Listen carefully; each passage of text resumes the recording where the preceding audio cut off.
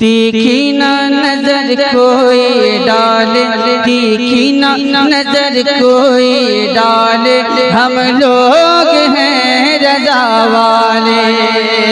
शरीफ याद हो बावज़ बुलंद दुरूद पाक पढ़ लीजिए।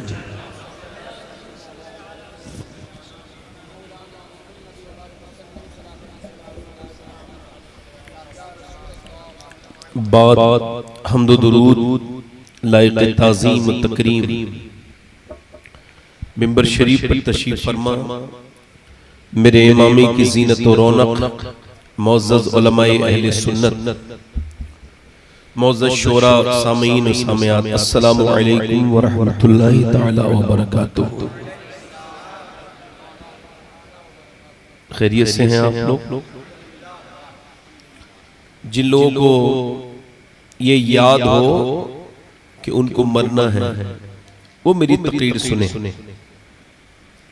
बाकी जो गाफिल हैं अल्लाह उनको हिदायत दे, बैठे रहें, उनको भी कुछ न कुछ फायदा मिल जाएगा। थोड़ा सा माइक ठीक कीजिए आप। आपने बड़ी अच्छी नातखानी जनाब शाहनवाज हसन साहब से सुनी। अल्लाह ताला इनकी उम्र और अमल में बरकतें अता फरमाए और एक बेहतरीन निकाबत और एक मुअज़्ज़ज़ शख्सियत, पढ़ी लिखी शख्सियत, और वाकई में जिनकी वजह से कलकत्ते के कई लोग शायर मशहूर हुए हैं, वो हलीम हाजिक साहब क़िबला जो असल में शायर है माशाअल्लाह। वो किसी ने कहा था कि हाथी फिरे गांव गांव, जिसका हाथी उसका नाम। तो जिसकी चीज होती है उसी का नाम होता है ना। अल्लाह ताला इनकी उम्र में बरकत अता फरमाए। सब लोग आपकी इज्जत के लायक हैं। हाँ, ये जरूर है कि जब मेरे तकरीर का ऐलान हो रहा था तो लोग उठ के गए काफी। अगर ये मेरे आने से पहले चले जाते तो मुझको अफसोस नहीं होता। अब अफसोस हो रहा है। अफसोस उस इस वजह से नहीं कि मेरे ऊपर कोई उनका फर्क पड़ेगा, नहीं, उनके ऊपर जो फर्क पड़ना था वो नहीं पड़े।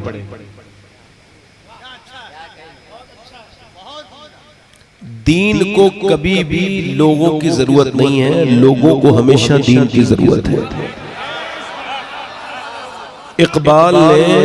डॉक्टर इकबाल ने कहा था कि इस्लाम ने हमेशा मुसलमानों का साथ दिया है, मगर मुसलमानों ने इस्लाम का साथ नहीं दिया।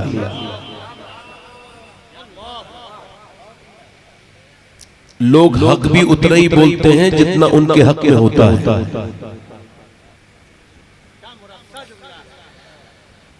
और ये इमाम हुसैन की महफिल है ना। किसकी महफिल है? सैयदना शेख बड़े पीर दस्तगीर गौसुल आजम फरमाते हैं, कोई ये न कहे कि वो मुझसे मोहब्बत करता है, कोई ये न कहे। फरमाते हैं वो कौन होता है मोहब्बत करने वाला? वो बाद में मोहब्बत करता है, मैं अब्दुल कादिर पहले उससे मोहब्बत करता हूं।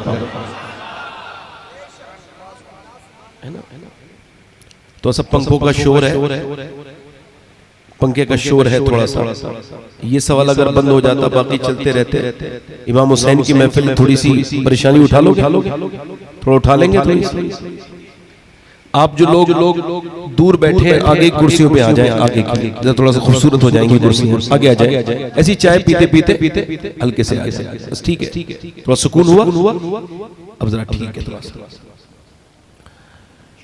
तो मैं ये अर्ज कर रहा था कि इमाम हुसैन की महफिल में बंदा खुद नहीं आता, बल्कि अल्लाह चाहता है तो फिर आता है। हमने अरस्तु ने कहा था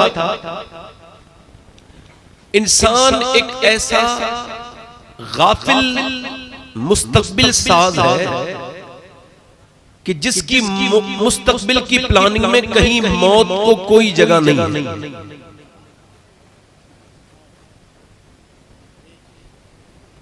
हालांकि उसकी जो जितनी भी प्लानिंग है वो हो पूरी ना हो, मगर मौत होकर रहेगी, आकर रहेगी।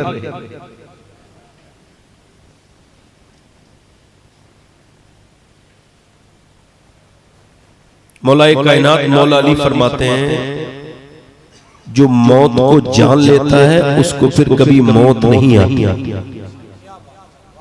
फिर वो मरता नहीं, जिंदा हो जाता। तो ये महफिल किस लिए है बोले? इमाम हुसैन।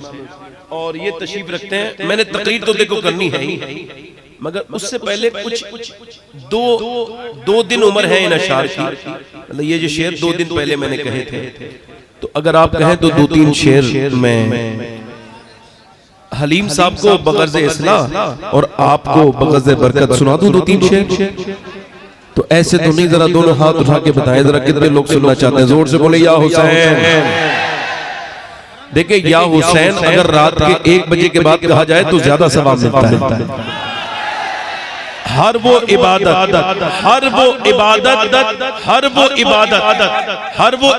जो नफ्स पर लड़ाई करके की जाए वो ज्यादा मकबूल होती है। इसी वजह से तहज्जुद की नमाज की अहमियत बहुत बड़ी है कि ये ऐन नींद के वक्त में है।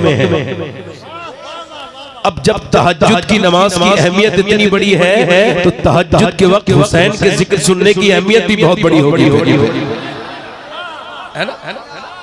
हाँ। मैं 2-3 शेर पढ़ता हूँ, बहुत ज्यादा खास शेर नहीं है मगर अच्छे कुछ मुझे ठीक लगे। आपके लिए मैं दावा कोई करता नहीं, मैं उसमें का आदमी नहीं है जो कहूँ कि ये शेर बहुत अच्छा है।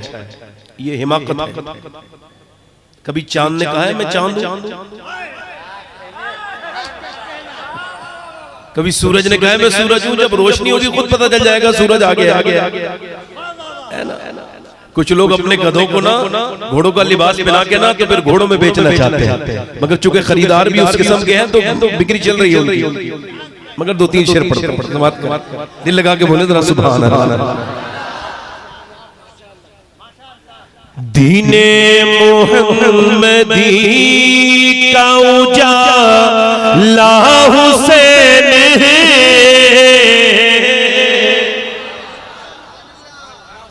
दीने मोहम्मदी का उजाला हुसैन है,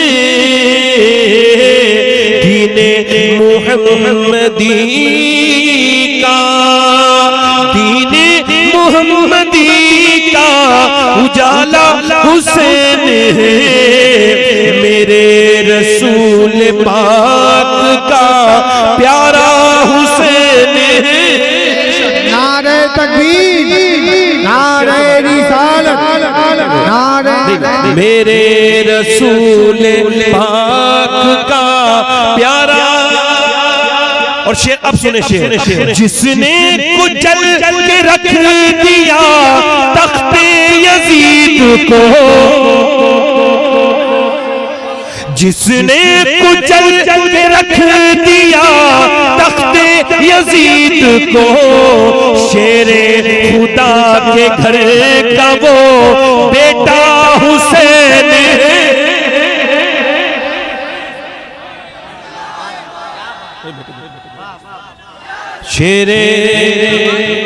शेरे खुदा के घर का वो।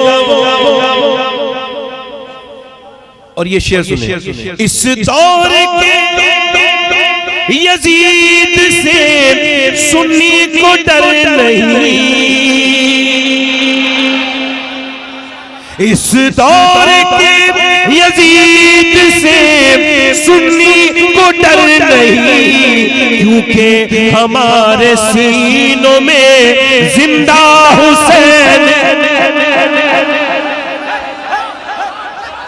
क्योंकि या हुसैन, जोर से या हुसैन। लब्बैक या हुसैन, लब्बैक या हुसैन। चूंकि मैं मुकर्रिर हूं, इसे तकरार नहीं कर सकता, अगला शेर पढ़ रहा हूं। ये शेर मैं सिर्फ इशारे में पढ़ रहा हूं, अगर इशारे में समझ आ गया ठीक है, वरना मैं तो इसे समझ ही गया हूं शेर कहने के। शेर समझे। उसके भी उस यजीद को अपना न कह सके,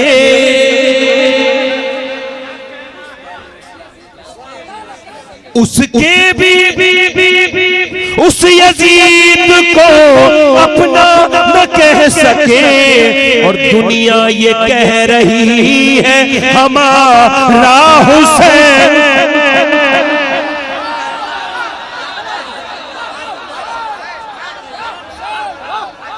दुनिया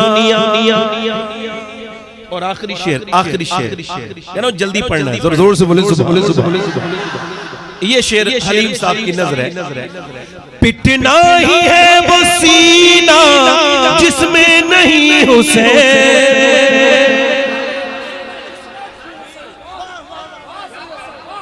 अरे पिटना ही है वो सीना जिसमें नहीं हुसैन। हम आशिकों के सीनों में आका हुसैन।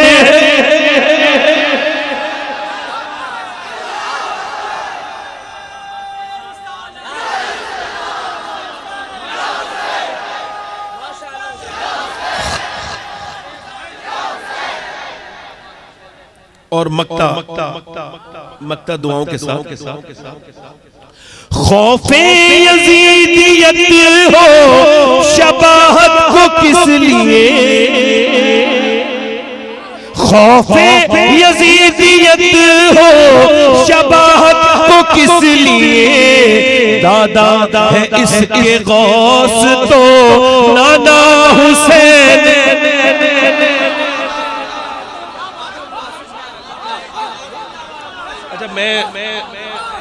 मैं तो किसी लायक नहीं हूं वैसे, मुझको ये भी नहीं खबर कि मैं जन्नती हूं या जहन्नमी हूं, मैं किसी लायक नहीं। मगर ऐसा होता है ना कि कुछ लोग ऐसा करते हैं। अल्लाह का शुक्र है मेरा नसब मिलता है गौस पाक से। मैं शेख अब्दुल अजीज की औलाद से कुर्दी सैयद हूं, उनका मजार कुर्दिस्तान में है, वहां से मेरा नसब। तो इस वजह से नहीं कोई अच्छा, आजकल लोग बहुत ज्यादा इबाम रहता है ना उन लोगों को, तो इस वजह से अर्ज कर रहा हूं कि ये शेर ऐसे ही नहीं कह दिया मैंने।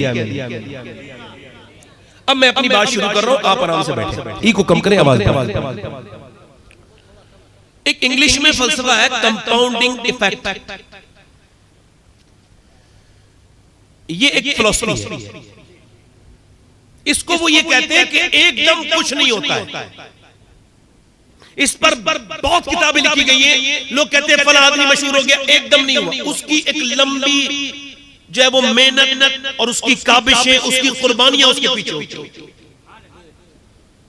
जैसे एक दो सिगरेट पी करके किसी को दिल का दौरा पड़ता, तो कौन पीता है सिगरेट? 20-25 साल मेहनत करनी पड़ती है, तब कहीं जाके दिल का दौरा पड़ता है। वो कहता है, डॉक्टर कहता है कि तुम्हारा दिल जो है ना वो अब बर्बाद हो गया, कुछ बचा नहीं इसमें और आपने मर जाना है। तो वो कहता है मैं छोड़ दूंगा सिगरेट, अब दुनिया छोड़ने का वक्त है। अब सिगरेट छोड़ के क्या करेंगे? एकदम कोई भी मर्ज नहीं होता, लंबी मेहनत करनी पड़ती है। एकदम उड़ीसा के मुजाहिद मिल्लत नहीं बने, हबीबुर रहमान थे।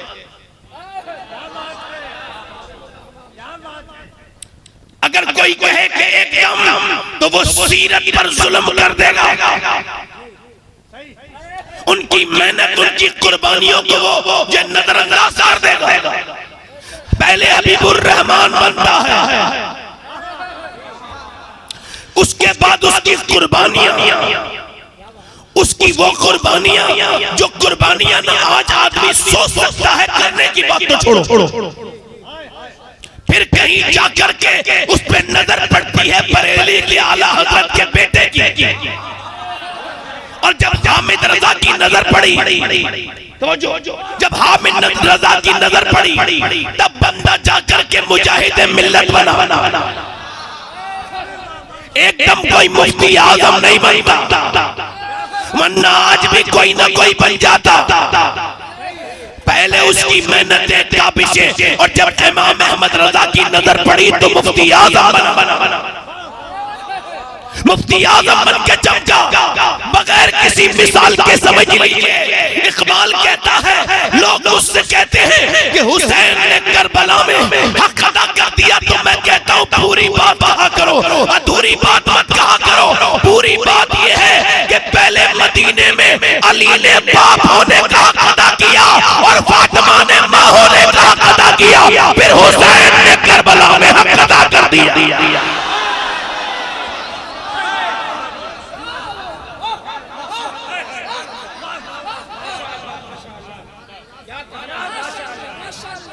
यजीद बनते हैं लोग आज भी कोशिश से, और हुसैन बनते नहीं खुदा बनाता है। तवज्जो तो करें, जरा गौर करें, मेरी तरफ तवज्जो करते चले जाएं। थोड़ा सा हल्का सा को और कम कर दें, मैं आपकी तरफ तवज्जो कर रहा हूं, आप मेरी तरफ तवज्जो करते चले जाएं। अब मुझे देखें, आप फलसफा थोड़ा सा समझ लीजिए, कंपाउंडिंग इफेक्ट को समझ लीजिए, थोड़ी सी और फिलॉसफी समझ लीजिए कि ये होता क्या है। आपके जो बच्चे हैं ये आपके पास आए हैं, तो आप जो जानवरों की तरह लोग काम करते हैं, आते हैं, सो जाते हैं। अब बच्चे बेनमाजी, माँ बेनमाजी, पूरा घर बेनमाजी, लोग कहते हैं कि बंदा जो है ना बिगड़ गया, मेरा बेटा बिगड़ गया। बेटा बाद में बिगड़ता है, पहले बाप बिगड़ता है, ये दुनिया का उसूल है, याद रखना इस बात को। जब तक बाप नेक नहीं होगा, बाप अपनी बीवी को गालियां देगा तो बेटा अपनी बीवी को गाली देगा। बाप अगर अपनी बीवी को मारेगा तो उसका बेटा अपनी बीवी को मारेगा। ये जो आपके कैमरा है ना, कैमरा, बच्चा पैदा हुआ, पैदा बच्चा नहीं, कैमरा है। इमाम गजाली कहते हैं, तुमने कभी सोचा नहीं कि भैंस के बच्चे को इतनी अकल के 3 मिनट में अपनी मां के थनों तक चला जाए, दूध पीने लगे। गाय का बच्चा 5 मिनट में अपनी मां को पहचान ले, मगर अशरफुल मखलूकात बेज़बान पैदा हुआ, न बोले न खाए। क्यों? इस वजह से लोग कहते हैं मेरा बच्चा मेरा कहना नहीं मानता। इमाम गजाली कहते हैं, कैसे मानेगा, तुमने अपने बच्चे को अपना कहना मनवाया ही नहीं। कैसे तवज्जो करें। अच्छा, इस पर सच हुआ कि ये बच्चे पागल कौन पैदा होते हैं? माँ के पेट से मेंटली डिस्टर्ब, ये जो जिनका तवाज़ुन ठीक नहीं होता, बच्चे पैदा होते पागल। ये जो माँ के पेट से पैदा पागल हुए, ये कैसे हो गए पागल? अब जरा तवज्जो करो, इस पर हॉवर्ड ने रिसर्च किया, हमने नहीं, हॉवर्ड ने रिसर्च किया, और हॉवर्ड ने रिसर्च किया तकरीबन 27 साल। फिर उन्होंने बताया 80% बच्चे वो हैं जो अपनी माँ के पेट में थे, इनके बाप ने इनकी माँ को मारा। उस जाहिल को पता नहीं था बीबी को मार रहा है, मगर असर उसके पेट के बच्चे पे हो रहा है। अब चाहे कलकत्ते दिखा या बैरूनी कलकत्ते दिखा, अब तो तू जो करना था तू कर दिया। अब मुझे बताओ, जब औरत प्रेग्नेंट मूवमेंट में डॉक्टर के पास जाती है तो वो कहता है कि अगर तुम चाहती हो बच्चा ताकतवर बने तो आयरन की चीजें खाना, जैसे सेब खाना, और तुम जो है वो सेब खाना और बादाम खाना। और चाहती हो कि विटामिन डी बढ़े तो ज्यादा जो है वो अमरूद खाना, ज्यादा धूप में बैठना। अगर तुम ये चाहती हो कि तुम्हारे बच्चे के अंदर विटामिन सी पैदा, जब वो पैदा होगा उसके अंदर हो, तो तुम संतरा खाना, नींबू खाना। अब मुझे बताओ कि अल्लाह का बनाया हुआ सेब, संतरा, अनार, अमरूद और बादाम अगर माँ खाए तो बच्चे पे असर हो जाए, तो क्या अल्लाह का कुरान माँ पढ़ेगी तो बच्चे पे असर नहीं होगा?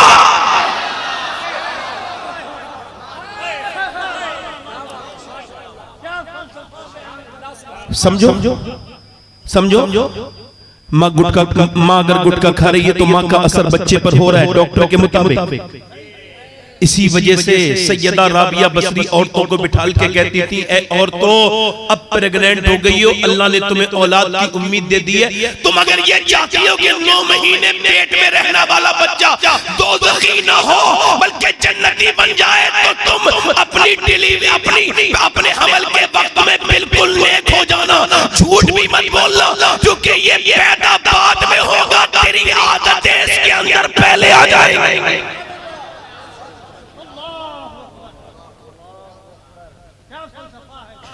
यानी ये जो अब मुझे तवज्जो, अब मुझे ये कहने दिया जाए, मेरी तरफ देखो, ये मुझे कहने दिया जाए कि ये जो लड़कियां भाग रही हैं, गैर मुस्लिमों के घरों में जा रही हैं, क्या ये मुसलमान हैं? मुसलमान होती आज दिल तड़पता है, रोते हैं, कभी कभी दिल करता है यार हमने ऐसी जिंदगी जी रहे हैं कि ऐसी जिंदगियां मुसलमान लड़कियां और वो भी गैर मुस्लिमों के घरों में। मगर ये खुद क्यों चली गई? तवज्जो करो, इसकी बेस कम करके आवाज को साफ करें। खुद चली गई नहीं गई, हम बेटियों को समझ नहीं पाए। बेटी घर में बैठी है, 6 महीने की है, अब 6 साल की हुई।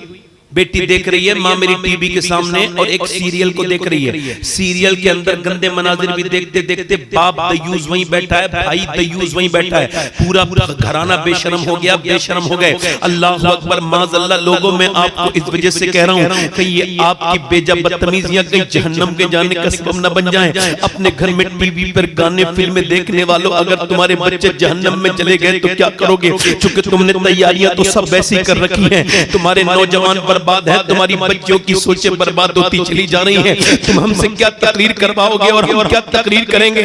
बस ये कि तुम अपनी रस्म निभा रहे हो, हम अपनी रस्म निभा रहे हैं। खानदान तो बर्बाद हो गए, रास्ते खुद ही तबाही के निकाले हमने। अपने घरों में टीवी, अब एक लड़की 6 साल की उम्र से देखती चली जा रही है, 18 साल की हो गई कि माँ जब आता है गंदा नजारा और जब हीरो हीरोइन मिलते हैं तो माँ खुश होती है, और जब मिलते नहीं है तो माँ रोने लगती है। इमोशनल सीन पर माँ के आंसू गिरते हैं। अब मुझे बताओ कि जब वो बड़ी हुई उसने वही करके दिखाया जिसपे माँ को खुशी होती थी, तो माँ को कहना नहीं चाहिए मैंने नाक कटा दी, मेरी नाक कट गई। बाप को भी नहीं कहना चाहिए क्योंकि तुमने तैयारी तो बचपन से करवाई थी। उसे वो फिल्में दिखा के उसकी अखलाकियात पे क्या असर हुआ, उसके ज़हन पे क्या गंदा असर हुआ कि आज वो इस्लाम तक की परवाह न करके गैर मुस्लिम के घर में चली गई। खुदा की कसम, अगर हमारी माओ ने, हमारी बहनों ने, अगर बेटियों की माओ ने टीवी के सामने अब आंसू बहाने के बजाय मुसल्ले पर आंसू बहाए होते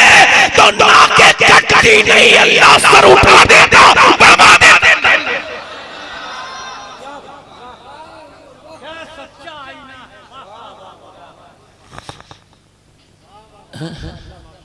इधर देखो, इधर देखो, वो जहां जहां मेरी बेटे, हम तो यही जरिया है पहुंचने का। हम उनके बेडरूम तक अगर पहुंच जाए ये हमारी बात। वो जो लड़कियां, जो कल मैं निकल के जा रहा था एयरपोर्ट से, तो लड़कियां सिगरेट पी रही थी। तो एक साहब 3-4 लोग थे मुझे लेने आए थे एयरपोर्ट से, तो मुझसे बोले देखे सही सब लड़कियां सिगरेट पी रही। मैंने मुझे ना दिखाए। मैं आपको एक बात बताऊं, मैंने कहा मैंने यही तो सब कराने के लिए पढ़ाते हो आप लोग। ये पढ़ लिखी, ये कामयाब लड़की है, कामयाब लड़की। और यहाँ पर एक जुमला कहूंगा मैं, हाँ, बाहया औरत अपने शौहर के बिस्तर पर भी बाहया होती है, और बेहया गैर लोगों में भी। और फिर मेरे उस्ताद कहते हैं कि औरत के अंदर 2 चीजें हैं, ये निकाल दी जाए तो वो फिर औरत ही नहीं। एक वफा है, दूसरी हया है। ये दोनों निकल जाए तो फिर औरत किसी लाया नहीं है। मेरे खानदान में एक लड़की का इंतकाल हुआ, 3 बच्चे थे 33 साल की उम्र में। जब उसकी रूह निकलने वाली थी, मैं दिल्ली में था। जब अस्पताल में डॉक्टर को बुलाया, तबीयत ज्यादा बिगड़ रही, चलो डॉक्टर कमरे में आया। उसने अपनी चादर उठाई और अपने ऊपर को ढकने लगी, यहीं पे उसका दम निकल गया, चादर नीचे गिर गई। मगर ये बात समझा के चली गई, अगर बचपन में पर्दा करा दिया जाए तो रूह निकल जाती है, मगर हया नहीं निकलती। हया बोलो, हया हया हया नहीं निकलती, हया नहीं निकलती। मौलाए कायनात मौला अली, जोर से तो बोलो। आज 10 मुहर्रम का दिन था। आज पूरी तकरीर सुन के जाना, किसी की पूरी बात सुन के फिर उसके बाद दिल से सोचना कि ये बातें जो आदमी कर रहा है ये ठीक है कि गलत। मुझे खुदा के लिए दाद मत दो, कोई बात नहीं, मगर मेरी कुछ बातों को मान। जैसे घर में गंदा तस्वीर चल रही हो बंद करा दो, गंदी फिल्म चल रही हो बंद करा दो, कोई नाच कूद हो रहा हो बंद करा दो। बोलो मानोगे ये? अल्लाह के लिए तवज्जो करो। मौला कायनात मौला अली इतना बड़ा पहलवान जमाने में पैदा नहीं हुआ जितने अली हैं। अच्छा, उसका सबूत ये है कि पहली जंग है इस्लाम की, बदर, और बदर में 70 मारे गए कुफारे मक्का। कितने? बोलो कितने मारे गए? और 312 सहाबा ने मिलके मारे 35 और अकेले अली ने मारे 35।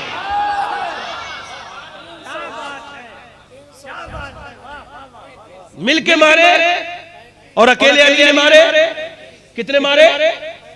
35। किसी ने पूछा अली ये वर्जिश कौन सी करते हो? ये जो लड़के आज जिम जाते हैं, बॉडी छोटी बनाते हैं, जब तक जिम जाते रहते हैं डोले शोले बने रहते हैं, और जब जिम जाना बंद हुआ तो फिर थोंद बाहर को आ गई। क्योंकि कुछ लोग कहते हैं वजन कम नहीं हो रहा। मैंने कहा पहले खाना तो कम करो तभी तो वजन कम होगा, जरा तवज्जो तो करें। अच्छा, औरतें सुबह को टहलने जाती हैं, मॉर्निंग वॉक करने।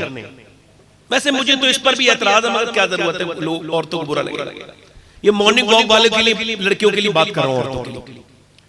अच्छा मुझे बताओ, एक औरत ने सुबह उठ करके अपने बच्चों को संभाला हो, इधर देखो नाश्ता बनाया हो, खाना बनाया हो, सुनो, उसके बाद फिर कपड़े धोए हो, उसके बाद फिर दोपहर का खाना बनाया हो, फिर शाम की चाय भी बनाई हो, फिर उसके बर्तन धोए हो, फिर रात की उसने खाना बनाया हो, फिर उसके बर्तन धोए हो, और वो रात को 12 बजे सो जाए और सुबह को कोई उससे कहे जरा टहलने चलो तो जाएगी?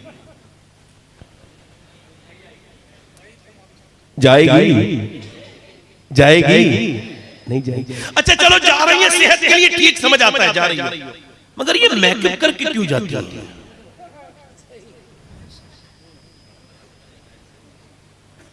मैं किसी की नियत पे शक नहीं कर रहा हूं, मैं नहीं कह रहा उनकी गलत नियत होगी, मगर पूछ रहा हूं कि आगे जा रही है, मेकअप करके जाने का क्या मतलब है? अली से पूछा, मौला अली से, अली आप वर्जिश कौन सी करते हैं? पर मैं कोई वर्जिश नहीं करता। का फिर कहते एक रात में 1000 रकात नमाज नफिल पढ़ता हूं। कितनी बोलो? 1000। एक कहना आसान है, इसकी काउंटिंग बड़ी आसान है। 1000 यहां तो नफिल छोड़ देते हैं लोग। हाँ, और अगर सेहतमंद रहना है तो लंबी इबादत करना सीखो। लंबी इबादतें, लंबे सजदे, लंबे रुकू। अरे याद रखो, मैं नौजवानों से कहता हूं, क्या जिम में लगे पे हो, क्या जिम में जा रहे हो? ये जिम में सेहत दे सकते हैं, मगर तुम्हें अल्लाह की मोहब्बत नहीं दे सकते। आओ, एक ऐसा जिम है जो मुस्तफा ने लगाया है कि अपनी मस्जिद में या अपने घर में रात में मुसल्ला बिछाओ और रात की नमाज लंबी पढ़ना शुरू कर दो। जितना पसीना तुमने जिम में बहाया है, कुछ नहीं मिला, अगर इतना मुसल्ले पे बहा दिया तो अल्लाह मिल जाएगा।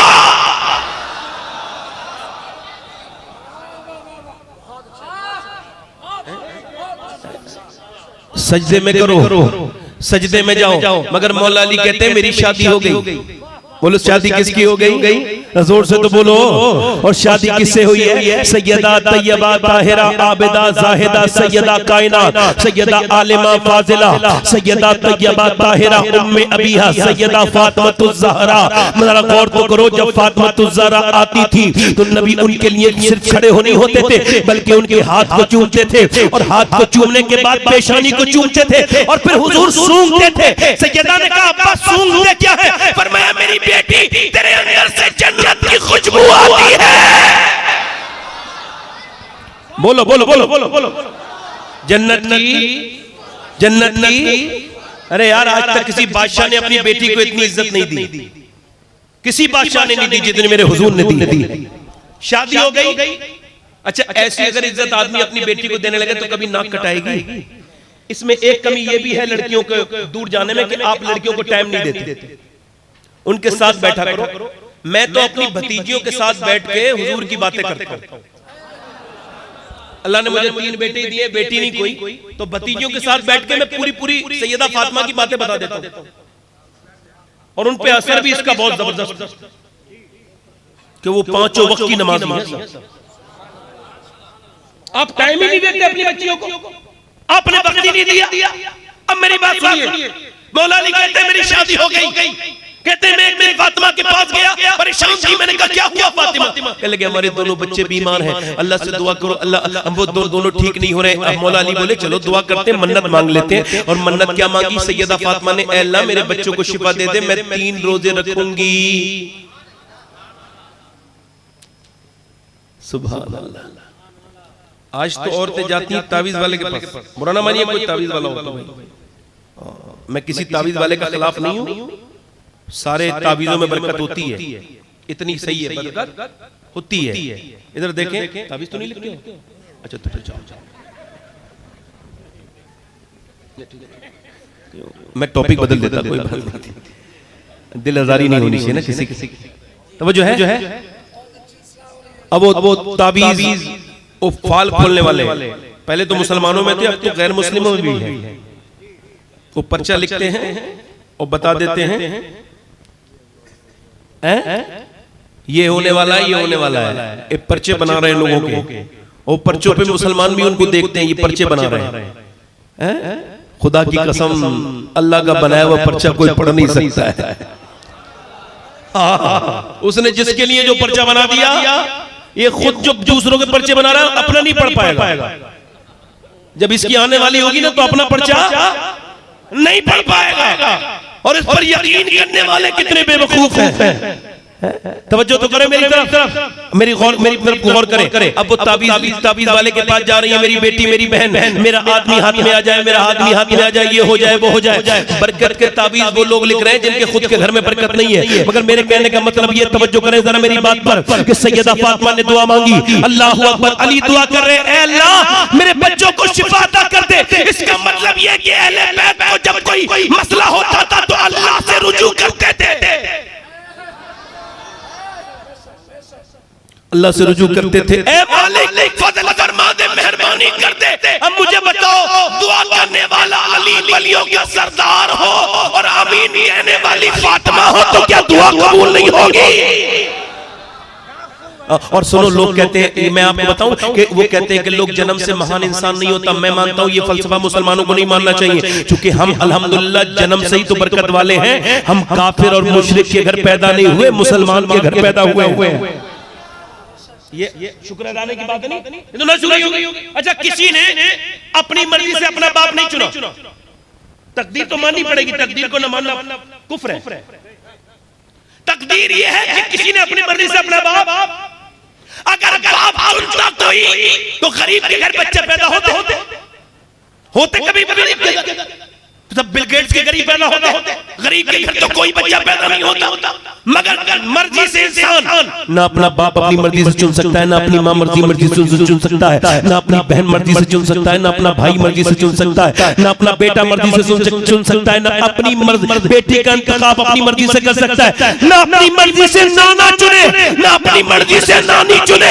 मगर खुदा की कसम जरा गौर तो करो, किसी का बाप ठीक है तो माँ ठीक नहीं है, किसी की माँ फजीलत वाली है तो बाप फजीलत वाला नहीं है, किसी के दोनों फजीलत वाले हैं तो फिर भाई ठीक नहीं है, किसी की बहन ठीक नहीं है, किसी का नाना फजीलत वाला नहीं है। मगर दुनिया में एक घराना ऐसा है, वो हुसैन है, जिसे अल्लाह ने इतना नवाजा उसकी तकदीर को कि उसका अगर अल्लाह ने भाई दिया तो हसन बनाया, जो सारे जन्नती जवानों के सरदार है। उसकी माँ सारी जन्नती औरतों की सरदारा है, उसका बाप अली सारे वलियों का सरदार है, उसकी नानी सारी उम्महातुल मोमिनीन की सरदारा है, और उसका नाना सारे नबियों का सरदार है। अफजल है कुल जहां में घराना हुसैन का, अफजल है कुल जहां में घराना हुसैन का। अरे नबियों का ताजदार है नाना, पीछे वाले नाना। दुआ की अल्लाह हमारे बच्चों को शिफा दे दे, हम मेरे मालिक बच्चों को शिफा दे दे। अल्लाह ने फजल किया, बच्चे दोनों ठीक हो गए। सुबह को सहरी के वक्त में रोजे की तैयारी, सैयदा फातिमा ने पानी पेश कर दिया, कुछ भी नहीं था घर में। पानी से अली ने रोजा रखा, पानी से हसन ने, जरा बड़ा ध्यान से सुनना, पानी से हसन ने, पानी से हुसैन ने, पानी से सैयदा ने, पानी से अली ने। और फिर पानी से रोजा रखने के बाद ऐसा नहीं उनके घर में एसी लग रही थी या पंखे चल रहे थे, बल्कि सुबह के वक्त में मौला अली अपने बच्चों के लिए गए निकल के घर से, और मजदूरी की पूरे दिन रोजे की हालत में, और शाम को जो लेकर के आए। नबी की बेटी ने चक्की चलाई, चक्की चलाते चलाते अल्लाह के रसूल की बेटी ने फिर आटा बनाया, आटा बनाने के बाद फिर रोटी बनाई, फिर वो रोटी बनाने के बाद बिलाल की अजान का इंतजार हो रहा है, दस्तरखान सज गया कि सैयदा फातिमा मस्जिद की तरफ इंतजार कर रही है, हसन इंतजार कर रहे हैं अजान का, मगर अजान की आवाज आने से पहले एक आवाज आई, मैं मिस्कीन हूँ, मुझे 2 दिन से खाने को नहीं मिला है, कि नबी की बेटी मुझे कुछ दे देंगी? सैयदा फातिमा ने सबसे पहले अपनी रोटी उठाई, लो हसन दे के आओ उसको, तो अली बोले लो मेरे बदले की भी दे आओ, तो हसन हुसैन बोले फिर हम क्यों बाकी रचे, आप हमारे बदले की भी दे दें। पूरी रात गुजर गई, फिर सुबह हुआ, फिर मौला अली ने पानी से सहरी की, फिर चले गए मजदूरी करने। अगर आपका बाप मजदूर हो, भाई मजदूर हो, तो शर्म मत करना उसका नाम बताने में। हाँ, शर्माए वो जिसका बाप हराम का काम करता हो, 2 नंबर के पैसे कमाता हो। हजरते इमाम हसन बसरी कहते हैं मजदूर लोमड़ी नहीं होता है, वो शेर होता है, शेर।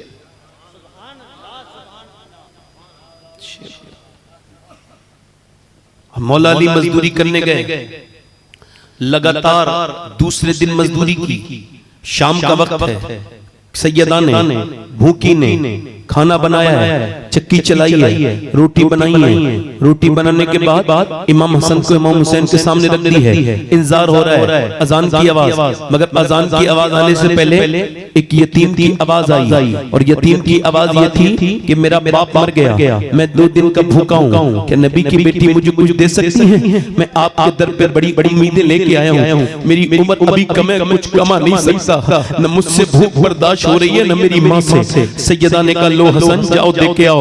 हसन कहते हैं सारा खाना हमने उठा के रख दिया। अब उसके बाद ये तीसरा दिन शुरू हो गया, तीसरी रात में फिर सुबह को पानी पी के अहले बैत में रोजा रख लिया, और फिर मौलाए कायनात गए हैं, और फिर जो है अल्लाह के रसूल के दामाद गए हैं, और जाकर के फिर आपने मजदूरी की है। एक हदीस मैंने मदीने में बैठ के पढ़ी थी 21वें रमजान को, हदीस शरीफ ये थी कि मौला अली कहते एक दिन में अपने घर आया तो मैंने अपनी बीबी को दरवाजे पे दस्तक दी, 15 दिन के बाद लौटा था। कहते दरवाजे पे जब दस्तक दी तो मेरी बीबी ने मुस्कुरा के मुझे सलाम किया, पहले सलाम किया, दरवाजा खोला, मुस्कुरा के सलाम कर दिया। मैं अपनी बेटियों से कहता हूँ जिनके घरों में झगड़े चल रहे हैं, जिनके शौहरों से उनकी मोहब्बत नहीं है, मैं कहता हूँ ताबीज वालों के पास मत जाओ, मैं तुम्हें खादिम बन के अपना छोटा भाई मान लो, मुझे अपने खादिम समझ लो, और मेरी ये बात मान लो कि तुम एक ही काम करो, जब तुम्हारा शौहर आए तो तुम्हें किसी ताबीज की जरूरत नहीं पड़ेगी, बस मुस्कुरा के उसको देख लिया करो, उसको सलाम कर लिया करो। जब वो घर में आए तो मुस्कुरा के उसको शाम को सलाम कर लो,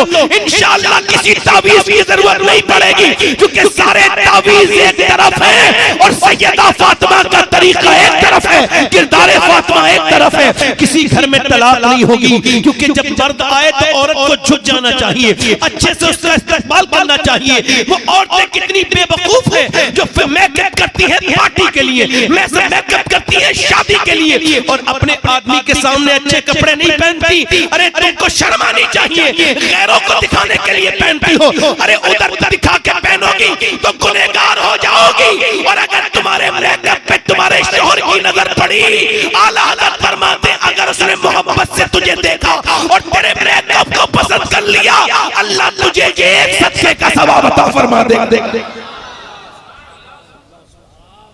जब शौहर आए तो बस मुस्कुरा के, वसीम बरेलवी ने कहा था थके हारे परिंदे जब बसेरे को लौटे तो सलीक़ेमंद शाखों का लचक जाना जरूरी है। इधर देखो, इधर देखो, दिल लग रहा है नहीं लग रहा? दिल लग रहा है। और फिर उसके बाद मौला अली कहते हैं मैंने कहा फातिमा मुझे खाना दे, कहते हैं उन्होंने पानी पेश कर दिया। मैंने कहा प्यास नहीं लगी, भूख लगी है।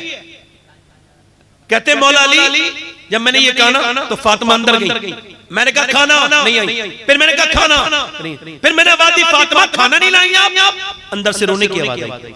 कहते मैं अंदर गया, तो दोनों आलम के मालिक मुख्तार की बेटी बैठी हैं, जिनका चेहरा हुजूर की तरह। अम्मा आयशा फरमाती हैं, जिसका लहजा, जिसके होंठ, जिसकी नाक, जिसकी पेशानी, जिसका मुस्कुराना, जिसका उठना, जिसका बैठना बिल्कुल नबी की तरह है, वो फातिमा है। फातिमा चलती थी ऐसा लगता था आमना का लाल चल रहा है, फातिमा बोलती थी ऐसा लगता था आमना का लाल बोल रहा है। फातिमा अपने अब्बा से इतनी मोहब्बत करती थी। अल्लाह अकबर। सैयदा जब रो रही हैं तो अली बोले, ऐ नबी की बेटी आप क्यों रोती हैं? आपको खाना ना देने का बड़ा अफसोस है। कहा क्यों? कि जब आप घर से गए थे तो 2-3 दिन का फाका था, आज तो कई दिन हो गए हमारे घर में कुछ नहीं पका है, आपके बच्चे भूखे लेटे हैं। हजरत अली कहते हैं मेरी आंखों में थोड़े बहुत आंसू आए, मगर मैंने जब्त करके कहा आपने मुझे बताया क्यों नहीं? कहने लगे जब आप गए थे इस वजह से मेरे अब्बा ने कहा था कि फातिमा अली से वो मत मांगना जो उनके पास मौजूद न हो।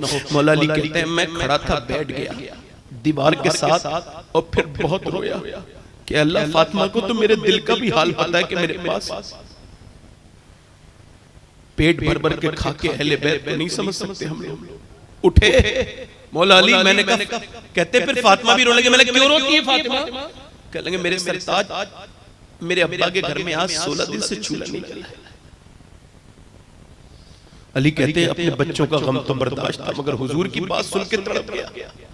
कहते थका हुआ था, गया एक बाग में मुझसे कोई काम ले लो, यहूदी का बाग था, उसने कहा एक डोल निकाल के पानी दो। पहले डोल से पानी दिया जाता था, एक डोल पानी दो, एक खजूर दूंगा। कहते मैंने 3 डोल निकाली, मैं थका हुआ था बिल्कुल परेशान। कहते फिर चौथी निकाली, 17 डोल 17 खजूर ले ली। मैं खुद भूखा था मगर एक चक्की तक नहीं, हाथों पे ऐसी रख के हुजूर की बारगाह में ले गया। मैं या रसूल अल्लाह ये खजूरें हाजिर है और अली भी हाजिर है।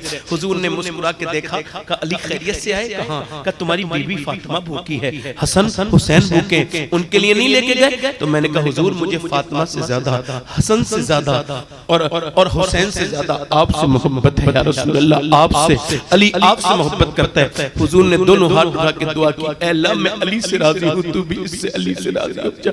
ऐ अल्लाह मैं अली से मोहब्बत करता हूं। कहते हैं फिर हुजूर ने ना खजूर को उठाया और उठाने के बाद मेरे घर ले गए, तेरे बच्चों के साथ खाएंगे। खजूर की गुट्टी निकाली। कहते जब हसन के मुंह में दी ना, हसन को उठाया तो हसन नाना को देख के रोए, मुझे देख के रोए। तो नाना ने मुंह में खजूर की गुठली दी। तो सैयदा फातिमा रोने लगी, तो सर पे हाथ रख के कहा मेरी बेटी बताऊं दुनिया कलील, दुनिया छोटी है मेरी लाडली, दुनिया आखिरत बड़ी है मेरी बेटी। आज देखो ये तीसरा दिन है और सैयदा खातून जन्नत मखदूमा कायनात आज भी रोटी बना रही है, आज भी रोटी बना रही है। अल्लाह अकबर, आज भी रोटी बना रही है। और जब रोटी बना के खाना तैयार हो गया ना, तो अब फिर इंतजार हो रहा है अजान, मगर अजान की आवाज से पहले आवाज आई, ऐ नबी की बेटी मैं एक मुसलमान नहीं हूँ, गैर मुस्लिम हूँ, काफिर हूँ और मैं कैदी भी हूँ। पूरे मदीने में मांगा मगर कहीं खाने को नहीं मिला। अभी किसी ने चौराहे पे कहा था कि जब कहीं नहीं मिला तो जब फातिमा के घर चला जा, उसके घर से कोई कभी खाली नहीं लौटता, जा वहां चला जा। क्या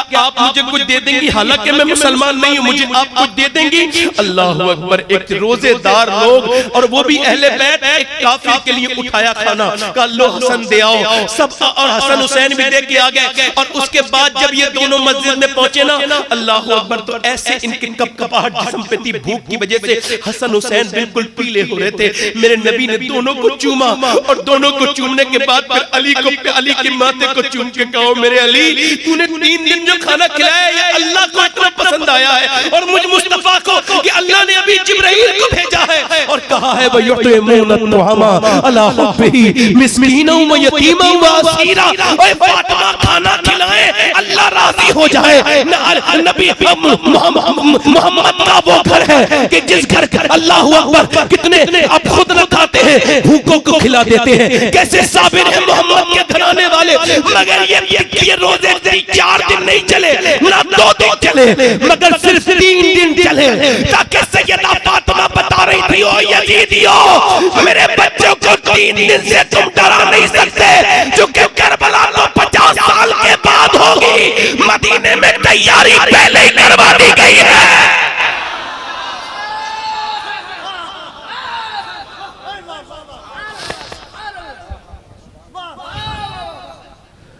न भूख से हसन डरेगा, न भूख से हुसैन डरेगा। भूख से हसन डरेगा। इधर देखो, अब इधर देखो, मेरी तरफ देखो। अब घरों में मुसल्ले बिछना बंद हो गए। सैयदा उम्मे सलमा कहती हैं कि मैंने अपनी आंखों से देखा कि मदीने की औरतें अपने बच्चों को लोरियां देती थीं, मगर फातिमा ने कभी कोई लोरी नहीं दी। का फिर का वो कुरान पढ़ पढ़ के सुला देती थी, वो हसन को कुरान की लोरियां देती थी, वो हुसैन को। आज अफसोस है कि हमारे घरों में मुसल्ले नहीं बिछते। पाकिस्तानी सीरियल के लिए टाइम है, मगर मेरी बहन के पास नबी पर जो कुरान नाजिल हुआ है उसके लिए टाइम नहीं है। आज फेसबुक के लिए औरत को टाइम है, आज मेरी बेटियों के पास सबके लिए टाइम है। अफसोस कि उस पैगंबर के लिए टाइम नहीं है दुरूद पढ़ने के लिए जिसने अपनी औलाद से ज्यादा इससे प्यार किया है, इसके लिए टाइम नहीं है। इधर देखो मेरे भाइयों, मेरे इमाम हसन कहते हैं मेरी माँ हाथों से सारे काम करती थी, चक्की चलाती थी, झाड़ू लगाती थी, कुएं से पानी मगर जबान से कुरान की तिलावत करती थी। मौला अली कहते हैं जब मेरी शादी हुई मैंने कहा फातिमा मैं ऐसा कुरान पढ़ता हूँ। अच्छा इसे अशरफ अली थानवी ने भी लिखा है, वो के मौला अली ऐसा कुरान पढ़ते थे, एक पांव रखते थे घोड़े की रकाब पर और जीन पर बैठने से पहले कुरान पूरा हो जाता था। समझ में नहीं आया ना? समझ में जो आए वो करामत हो ही नहीं सकती, ये अली की करामत है। एक पांव रखते हैं कहां पे बोलो रकाब पर, और घोड़े पे चढ़ने से पहले कुरान पूरा हो जाता है। कहते हैं मौला अली मैंने फातिमा से कहा ए फातिमा आप कैसा कुरान पढ़ती है? मैं तो आपकी अब्बा की सोबत से ऐसा कुरान पढ़ता हूं, आप कैसा कुरान पढ़ती है? तो सैयदा ने कहा मैं अपने अब्बा की दुआ से ऐसा कुरान पढ़ती हूँ कि मैं अपनी चक्की शुरू करती हूँ, उसके अंदर दाने डालती हूँ, एक चक्कर पूरा नहीं होता कि फातिमा का कुरान पूरा हो जाता है।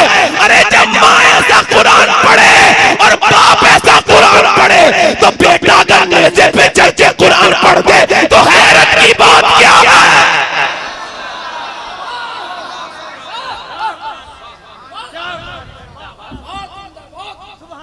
इसको कहते हैं कंपाउंडिंग इफेक्ट।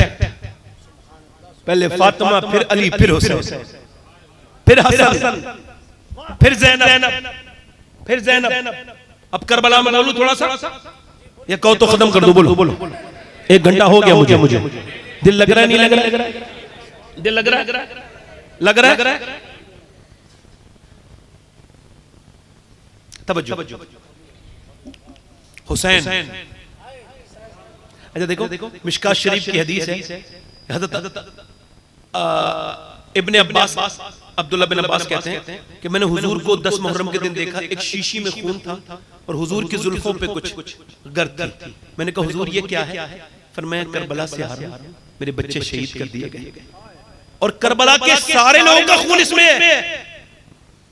यहां पर मैंने अपनी एक बात सोची कि यार अहले बैत में सिर्फ 22 या 23 है और बाकी तो सब बाहर के थे, तो 2 शीशियां होनी चाहिए। ये मेरे घर वालों की है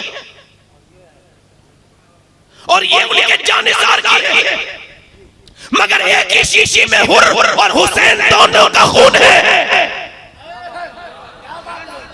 अलमरो मामन अहब्बा, जो जिससे मोहब्बत करेगा वो उसी के साथ होगा।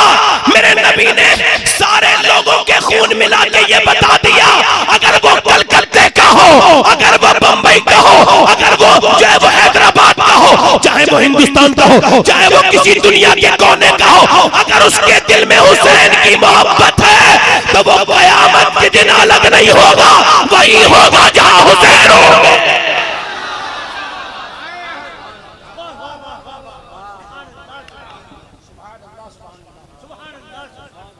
कहाँ होगा बोला? आज ये जो अपनी मोहब्बत में जलसे करा रहे हैं, ये जो हुसैन के कामों में लगे हुए हैं, ये जो नबी के बेटे का जिक्र बुलंद कर रहे हैं, ये वही होंगे जहां हुसैन होंगे। कहाँ होंगे बोलो? रही बात यजीद की, उसकी तो कोई बात ही नहीं है। मैंने कहा ना यजीद वाले भी अपना नहीं कह सकते उसे। क्या यार अल्लाह का फजल है, हम आला हजरत को ना माने तो कैसे ना माने? ये बताओ जरा। हमें आला हजरत ने क्या दिया? ये सुन्नियत को मजबूत करके हमें दे दिया। अब सुनो, कोई भी ये दुनिया का ऐसा सुन्नी नहीं है जो ये कहते यजीद हमारा है, मगर देवबंदियों ने भी लिखा है और ये अहले हदीस तो कहते हैं कि यजीद हमारा है। कहते नहीं? इसको जो है वो डिफाइन करते, तावील निकालते, ये करते, वो करते।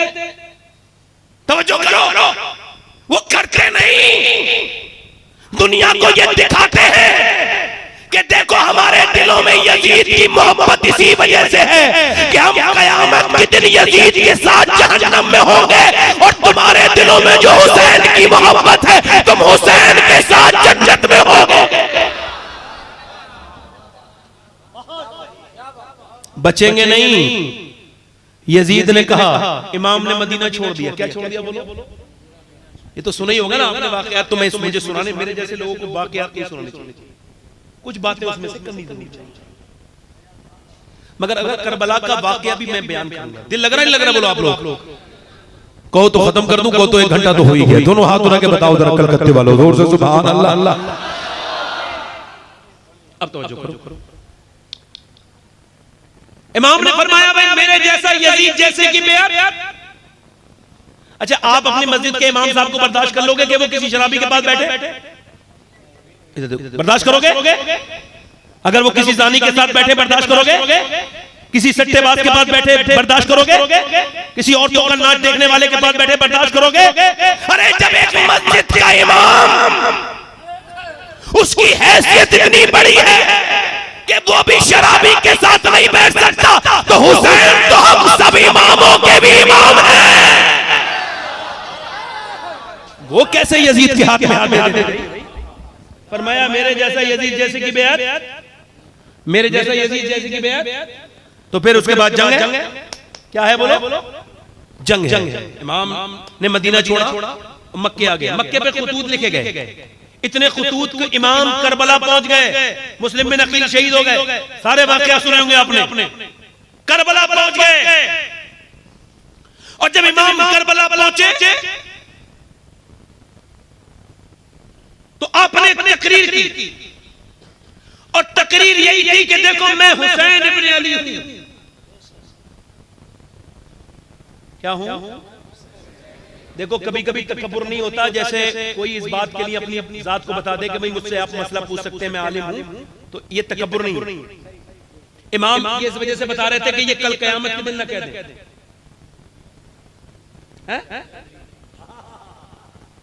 फरमा रहे मैं हुसैन हूं। अच्छा ठीक है, तवज्जो। इमाम ने फरमाया फला, ये तेरा खत है, देख। अच्छा, जिन कूफे वालों ने खत लिख के बुलाया था वो सामने तलवार लेकर खड़े थे। वही आपने नाम लेके बताया ये तेरा खत है, देख, और तेरे दस्तखत इसमें देख। उसने कहा मेरा नहीं है। आपने दूसरे, यहां तक कि जितने कूफी खड़े थे उन सबसे कहा ये देखो तुम्हारे खतूत है, मगर उन्होंने अपनी गर्दनें हिलाई। मगर हुसैन को इत्माम हुज्जत करना था। किसी ने कहा मोहनदास करमचंद गांधी से, ए गांधी जी गुजरात से जो तुम चले हो, ये जो तुमने कपड़े सपड़े पहन लिए ये कॉटन के और ये चरखा वरखा लेके तुम ब्रिटिश एम्पायर के खिलाफ खड़े हुए, तुमको तो समझ में नहीं आ रहा कि तुम मसल दिए जाओगे, कुचल दिए जाओगे। उनके पास पानी के जहाज है, उनके पास लड़ाकू लोग हैं, उनके पास आर्मी है, तुम्हारे पास क्या है? तो उसने कहा था गांधी ने, अरे मैं जाता तो नहीं, मगर मुझे करबला के हुसैन याद आ गए, उनकी वजह से जा रहा हूं कि 22,000 आर्मी आई थी 72 को मिटाने के लिए, मगर करबला जाके देख लो 22,000 का नाम निशान मिट गया, मगर 72 के खेमे आज भी करबला में लग रहे हैं।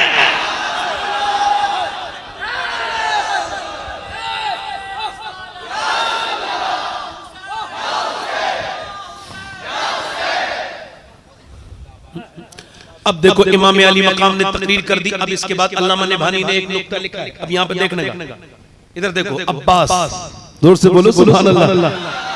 कमरे बनी हाशिम, कमरे बनी हाशिम, अब्बास जिसके बाजू अली की तरह, जिसका लहजा अली की, जिसकी तलवार चलाने का अंदाज, जब वो मैदान में उतरे तो ऐसा लगता था हैदर एक कर्रार है।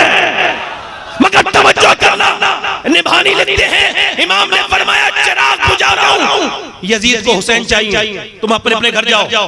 भाई अपना मोबाइल थोड़ी देर के लिए साइलेंट कर लो, 2 डिब्बे मेरे पास भी हैं, और आपसे जरूरी फोन आते हैं, इसको बंद करके रखा करो, ये डिस्टर्ब करता है। आपको पता नहीं इतना बड़ा जो पिंडाल उंडाल लगाया गया, एक मोबाइल की टोन से खत्म हो जाता है। बुरा ना मानना मेरी बात, मैं आपका खादिम हूं, खिदमत करने के लिए कह रहा हूं। डॉक्टर के यहाँ बजा सकते हो मोबाइल, तो डॉक्टर की भी औकात नहीं इस मिंबर की। बताओ, ये मिंबर रसूल है भाई। तवज्जो करो, ज़हन बढ़ जाता है। मैं कितने कहां था और कहां आ गया। अभी थोड़ी देर पहले करबला में था, हज़रत अब्बास की बारगाह में। 1 मिनट में कलकत्ता ले आया। तसव्वुर ही तो है, खुदा की कसम तसव्वुर ऐसा है। बल्कि शेख अब्दुल कादिर जिलानी ने फरमाया कि तुम सोते हो और तुम सोते हो बगदाद में, तुम देखते हो मदीना। अरे आंखें बंद करके कोई देखा तो नहीं जाता है, मगर जब आंखें बंद हुई तो मदीना नजर आया। इसका मतलब तुम यहीं थे, रूह मदीने में थी, रूह मदीने में थी। ऐसे ही ये तसव्वुर का कमाल है। करम ये मुझको किया है, मुझ पे किया है मेरे तसव्वुर ने कि आज खींच ली तस्वीरें यार।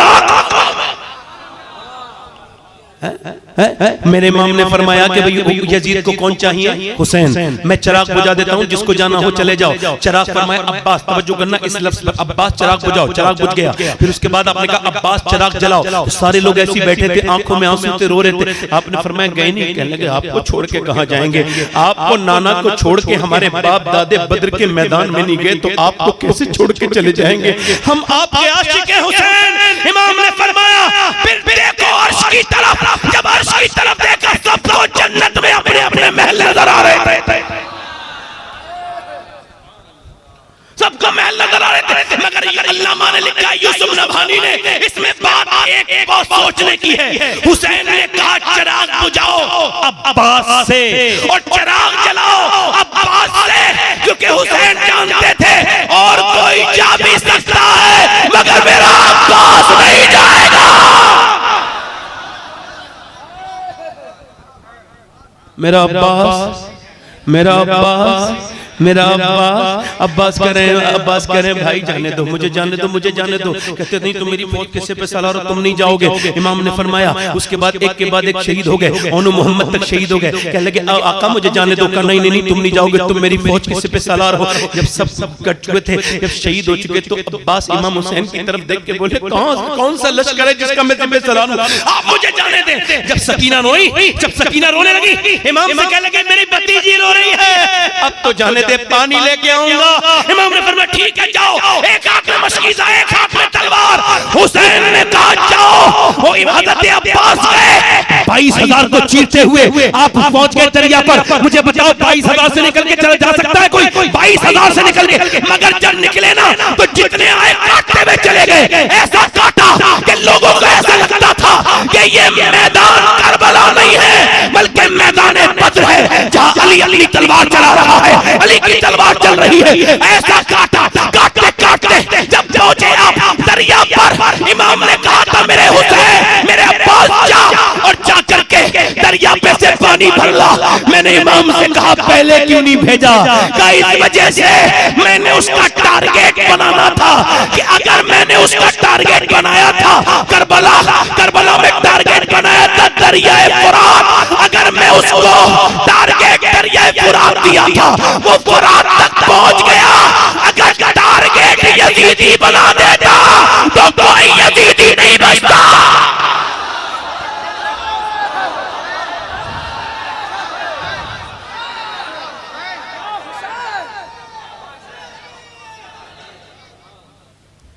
कोई यजीद से कल लोगों ने दिमाग तुम्हारा ठीक है, यजीद से कहले कितना खर्चा क्यों कर रहे? 72 लोग आ रहे हैं, उन्हें काट पाट के खत्म कर देंगे। 100-1000 लोग दे दो, 1000 ही उन्हें पकड़ के लेके आएंगे। यजीद बोला दिमाग से काम लो और जाओ यहाँ से। तुम 22,000 साल लेके जाओ। कहा क्यों? तुमने 72 देखे हैं मगर ये नहीं देखे अली के पोते कितने हैं और बेटे कितने हैं। हमारे उलमा ने लिखा है ऐसे बयान करो करबला के जवानों में जिहाद का जज्बा पैदा। अब्बास गए भी, मैंने कहा अब्बास एक हाथ विजी करके भेजा है हुसैन, उसमें क्या है? पानी, और पानी को लेके चले हैं। एक बाजू कटा, दूसरे बाजू से पकड़ा, दूसरा बाजू भी कट गया। तो दांतों से पकड़ लिया, तीर मार के जब पानी गिर रहा था तो अब्बास की आंखों से आंसू आए और दूर से बोले, सकीना तेरा चचा तेरे लिए पानी न ला सका। जब वो जंग हो रही थी, एक औरत गुजर के जा रही थी उधर से, एक औरत गुजर के जा रही थी, उसके बच्चे की शादी थी, वो शॉपिंग करने जा रही थी।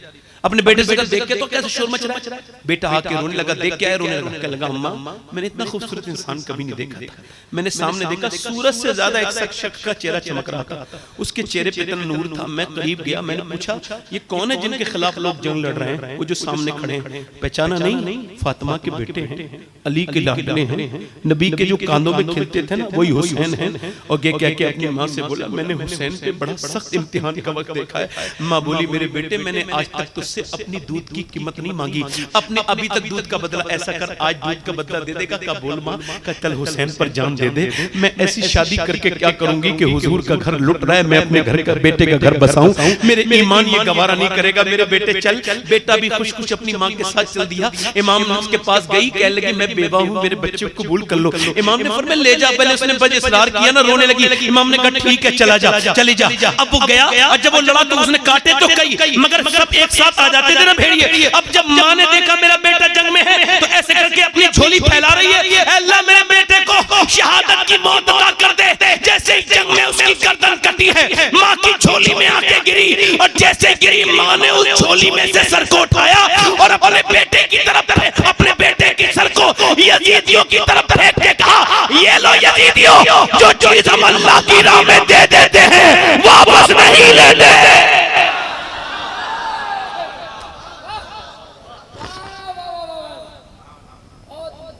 इमाम का भतीजा जाता है, इमाम का कौन? कासिम, हसन की निशानी। यजीदी कहते हैं जब कासिम बिन हसन आए, ऐसा लगता था कि बदरियों में से चांद निकल आया। एक कुर्ता पहन के खाली, हाथ में तलवार लेके, है कोई मेरे मुकाबले में आने वाला? मुझे बताओ, जो 22,000 को ललकारे वो अली के घर के तो लोग हो सकते हैं? है कोई आने वाला? अर्ज़क पहलवान था, कहने लगा शिमर जा भाई जा। उसने कहा तेरा दिमाग ठीक है, इस बच्चे से मुझे लड़वाएगा? मेरे बेटे इसका काम तमाम कर देंगे, उन्हें बड़ा मैंने सिखाया है तलवार चलाना। तो शिमर मुस्कुरा के बोला ठीक है तो फिर ट्राई कर ले। ट्राई। जब एक बेटा आया बड़ा गुरूर से, और जब वो आया आने में वक्त लगा मगर मरने में वक्त नहीं लगा। मरने में दूसरा आया कट गया, तीसरा आया छट गया।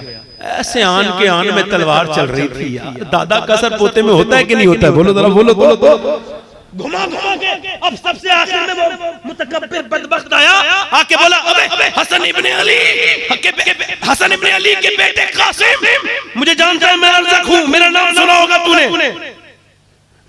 आपने फरमाया तेरा नाम तो मैंने नहीं सुना, मगर तूने मेरे दादा का नाम जरूर सुना होगा। क्या लगा मैं तुम्हें 500 से लड़ता हूं, कब बाद में लड़ना, तेरा तो दिमाग खराब हो गया। 4 बेटे तेरे क्या मर गए, तेरा तो तवाज़ुन खो बैठा, तेरा दिमाग ही ठीक नहीं है, तेरे तो जीन तक खुली हुई है, घोड़े की तू गिरने वाला। उसने जब नीचे को देखा ना, तलवार आन की आन में उठी है और गर्दन ऐसी कट के दूर भागी कि दुनिया समझ गई अली का वो घर है जिस घर का हर एक बच्चा जहां पैदा हुआ शेरे खुदा मालूम है। शेरे खुदा। मगर जब कासिम की तरफ 22,000 कुत्ते आने लगे तो उन्होंने मारे तीर। तो इमाम जब गए उनकी लाश को उठाने, वो शहीद हुए तो और लाशें हाथ में उठा के लाते थे, मगर इनके लिए चादर बिछाई और चादर बिछाने के बाद फिर सर रखा, फिर टांगे रखी, फिर पूरे जिस्म के आज़ा रखे। इमाम ने फिर गठरी बांधी और गठरी को जवान भतीजे की गठरी को उठा के इमाम चल रहे हैं, अल्लाह चल रहे हैं, खैमे में पहुंचे। उसके बाद आपके बेटे की शहादत हुई अली अकबर की। जब आप गए ना, अच्छा अली अकबर की चेहरा बिल्कुल हुजूर की तरह, सैयदा ज़ैनब का चेहरा सैयदा फातिमा की तरह, हजरत अब्बास का चेहरा अली की तरह। कुदरत ने ये जमा किए थे कहाँ? करबला में, कि हुसैन जब तुम्हें ज्यादा याद आए अपने अब्बा की तो अब्बास का चेहरा देख लेना, जब ज्यादा याद आए अपने नाना की तो अपने बेटे अली अकबर का चेहरा देख लेना, जब ज्यादा याद आए अपनी माँ फातिमा की तो अपनी बहन ज़ैनब को देख लेना, उसका दीदार कर लेना। मगर ये करबला है। आला हज़रत फरमाते हैं कौन ऐसा सुन्नी होगा जिसके दिल में वाकई करबला का दर्द न हो, जिसकी आंख पुरनम और दिल रंजीदा न हो। कौन ऐसा सुन्नी होगा? आला फरमाते हैं फतवा रिज़विया में। इमाम जब अपने बेटे की लाश उठाने गए ना तो आंखों में आंसू थे। इमाम ने कहा मेरे बेटे रो क्यों रहे हो? तो बेटे के आंसू पोंछे, नाना तेरा इंतजार कर रहे हैं, तेरी दादी अपने पोते को देखेगी जन्नत में, जाना मेरे बेटे क्यों परेशान है, रोता क्यों? तो आंखों में आंसू ला के बोले अब्बा आप अकेले रह जाएंगे, मैं इस वजह से रो रहा हूं। इमाम ने अपने बेटे को उठाया, अच्छा 6 महीने के बेटे को दफन किया है, बस एक ही कब्र बनाई है इमाम ने। उलमा लिखते हैं इस वजह से कब्र बनाई थी अली असगर की कि बाद में घोड़े दौड़े थे, अगर उनके जिस्म पे एक भी घोड़े का पांव रख जाता तो अल्लाह पूरी कौम को उसी वक्त अजाब में मुब्तला कर देते।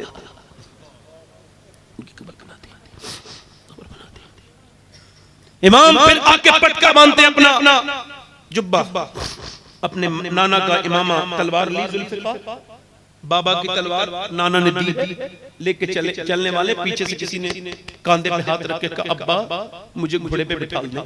वो शख्स जो आया ना पीछे वाला, उसके हाथ में डंडा चला नहीं जाता है, मुझे घोड़े बिठा दे, मैं पहले शहीद हो जाऊं, मुझे अच्छा नहीं लगेगा कि बाप बेटे के सामने शहीद हो रहा है। तो हजरत इमाम ने ज़ैनुल आबिदीन के माथे को चूम के कहा तू मेरी अमानतों का अमीन बनेगा, तू मेरा खलीफा है, तुझे मैं वो सब दे रहा हूं जो मुझे मेरे बाप अली ने दिया था, तेरे सर पे वही इमामा बांध रहा हूं, सारी तुझे मैं विरासतें सौंप रहा हूं, और मेरा इम्तिहान या खत्म हो रहा है, तेरा इम्तिहान शुरू हो रहा है। मेरे बेटे तेरा दमिश्क में इम्तिहान होगा, तेरा हर जगह इम्तिहान होगा। इमाम ने बेटे को समझाया, फिर औरतों में गए, जाके बोले रोना नहीं, चीखना नहीं, चिल्लाना नहीं, ए हुसैन के घर की औरतों, अहले बैत, रोना चीखना चिल्लाना नहीं, ए शहरबानो, ए उम्मे रुबाब, ए ज़ैनब आप रोना नहीं। सैयदा ज़ैनब ने कहा किसके सहारे छोड़ के जा रहे हो? जिसके सहारे इब्राहिम हाजरा को छोड़ के गए थे, उसी के सहारे छोड़ के जा रहे। मगर इमाम रो नहीं रहे हैं। जो जवां बेटे की मैयत पे न रोया,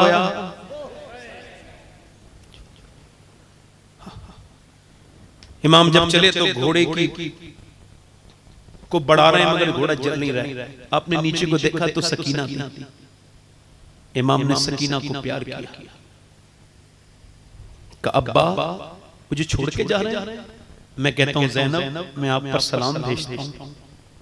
दुनिया में बहनें बड़ी वफा करेंगी, मगर जैसी तूने वफा की है दुनिया की कोई बहन अपने भाई से ऐसी वफा नहीं कर सकती। करबला सिर्फ करबला नहीं है, भाई बहन की मोहब्बत की भी दास्तान है।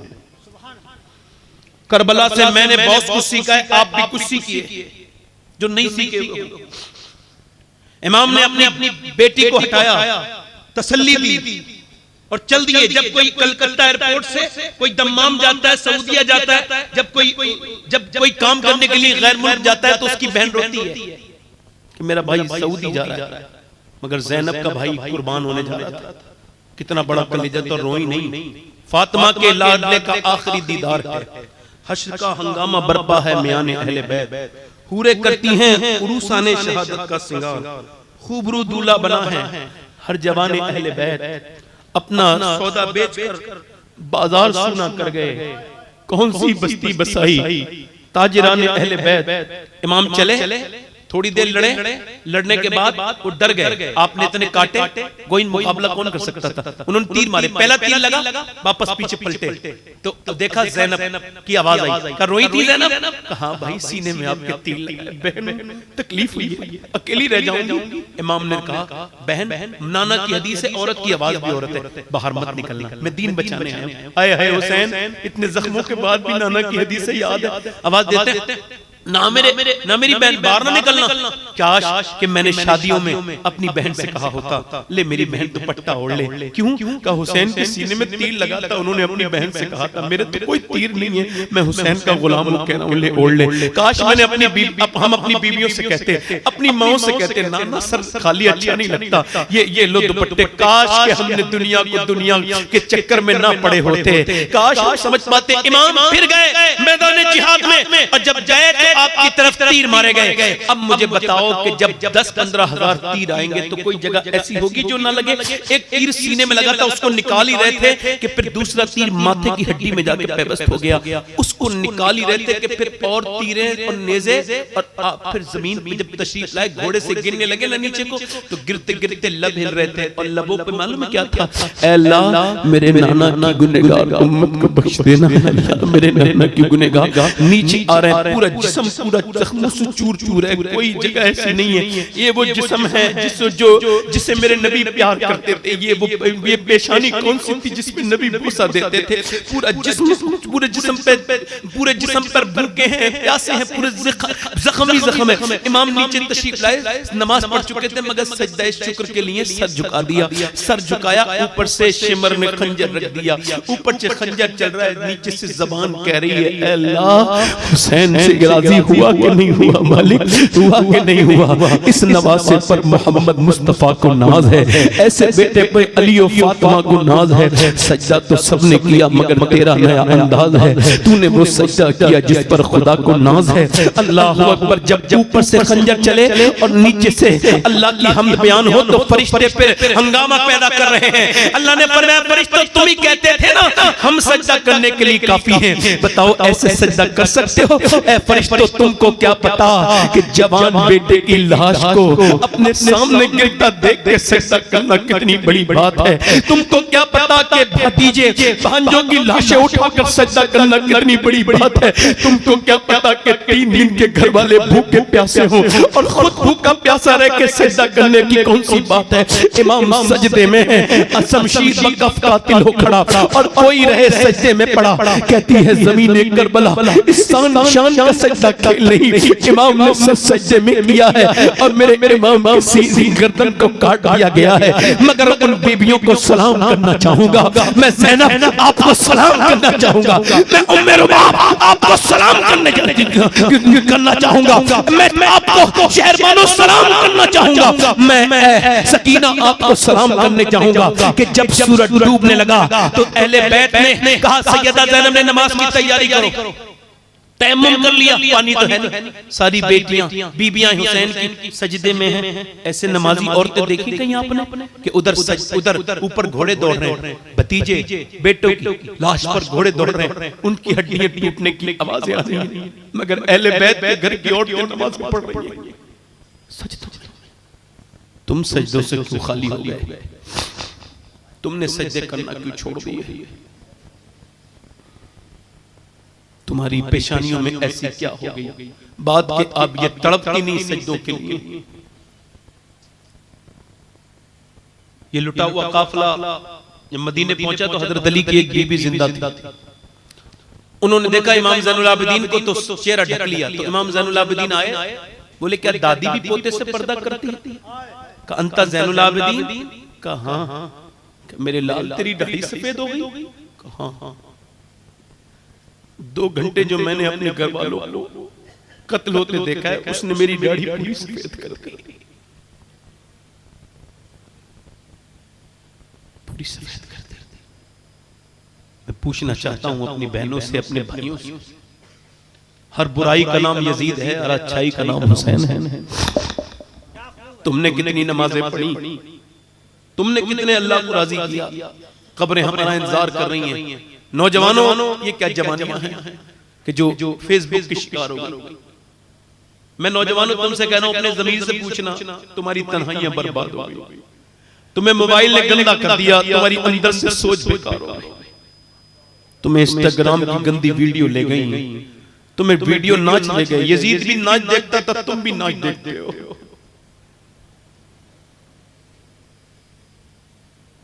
आंखों के जिना करते हो। नौजवानों मौत करीब करीब तरह बहुत करीब है। करबला से यही सीखो,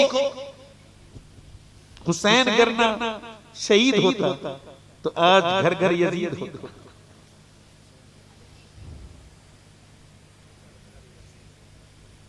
पूछना चाहता हूं उस पैगंबर की कयामत के दिन हुसैन को क्या जवाब दोगे? बेनमाजियो, तुम तो पंखों में नमाज नहीं पढ़ रहे, तुम्हारे घर में तो मुसल्लों पर गर्द जम चुकी है, तुम्हारे घर के कुरान, तुम हुसैन के कुरान की तारीफ करते हो, कम से कम तुम सोचो, तुम्हारे घर में कुरान पढ़ा जाता है? मैं कहता हूं हुसैन, जमीन पर हो तो नमाज पढ़ रहे हो, और जब नेज़े पर हो तो कुरान पढ़ रहे हो। क्यों? तो फरमाते हैं मैं अपने गुलामों को 2 पैगाम दे रहा हूं कि न कभी नमाज छोड़ना, न कभी कुरान छोड़ना। हुसैन ने शहादत के बाद नमाज नहीं छोड़ी और शहादत के बाद कुरान भी नहीं। ये मेरी आज की तकरीर थी जो कि हो गई पूरी, मुकम्मल हो गई। बस ये आपसे गुजारिश करता हूं मेरे दोस्तों, मेरे भाइयों, नौजवानों, मैंने अपने इन हाथों से कितनों को दफन कर दिया। मैं अपनी बात कर रहा हूं, किसकी क्या बात करूं? मैंने अपने बाप को दफन किया है, और जब मैं अपने बाप को दफन कर रहा था तो मुझ पर यह राज खुल गया था कि अब मौत से मेरी कोई यारी नहीं है। मेरे शेख फरमाते हैं, गौसुल आज़म शहंशाह बगदाद गौसुल आज़म फरमाते हैं कि एक आदमी से कहा तेरा बाप मर गया, कहा तेरा भाई मर गया, कहा तुम मुझसे नसीहत के लिए आया? जिसके खानदान में मौतें हो गई हो और मौत को उसने काफी ना समझाओ, उससे इबरत न लियो, तो उसे मेरी बातें क्या असर करेंगी? अल्लाह।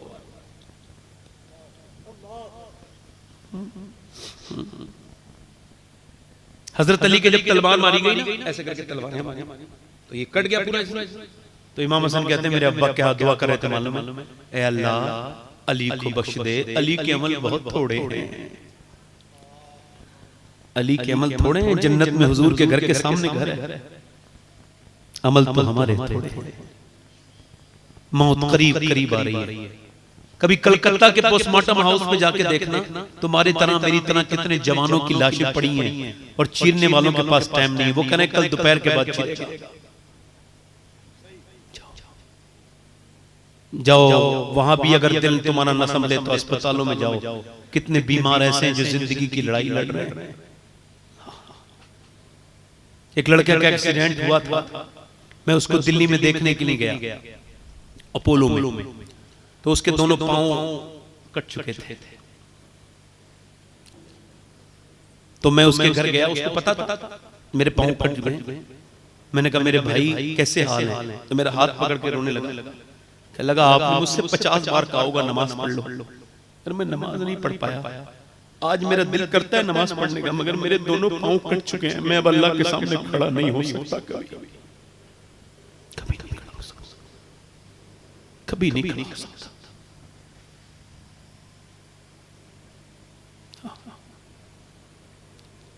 हज़रत सैयदना अनस इब्न मालिक, नौजवानों तुम्हारी जवानी इस वजह से नहीं है कि तुम लड़कियों का पीछा करो, उनसे चैटिंग करो, उनके पीछे भागो, औरतों से इश्क लगाओ, ना।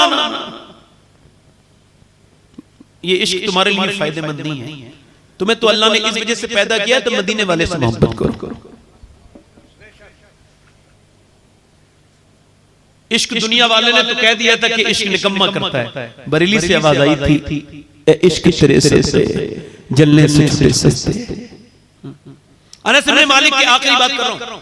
अनस इब्न मालिक के एक शागिर्द है, उनका नाम है हारून बिन उस्मान। वो पल्ले बेचते हैं, निहायत ही खूबसूरत नौजवान है, पल्ले बेच के काम करते हैं। एक दिन गुजर के जा रहे थे तो पकड़ लिया बादशाह के फौजियों ने, कहा मेरी कोई खता? खता होता नहीं जानते तुझे? बादशाह की बीवी ने बुलाया। वो गया तो कमरे में बोली इसको बंद कर दो और तुम बाहर चले जाओ। बंद कर दिया, अब बाहर चले गए। अब वो है ये उससे बोली मुझे तेरे पल्ले वल्ले नहीं खरीदने, तू रोज निकल के जाता है, मुझे तुझसे मोहब्बत हो गई है, ऐसा कर मेरी जिस्मानी ख्वाहिश पूरी कर दे, मैं तुझे इतना पैसा दूंगी कि तू पूरी जिंदगी कमाने की जरूरत तुझको नहीं पड़ेगी। तो उसने फरमाया, वो कहने लगा वो ताबई सुन, मुझे तेरे पैसों की जरूरत नहीं है, मुझे जिना नहीं करूंगा, ये बुरा काम है, तू मुझे जाने दे। उसने कहा देख मेरी बात सुन, इतने पैसे दूंगी कि कभी तुझे पैसों की जरूरत नहीं पड़ेगी। वो बोला दौलत पसंद है ना खजीना पसंद है, मुझको तो मुस्तफा का मदीना पसंद है। तू कैसी बात करती है? वो बोली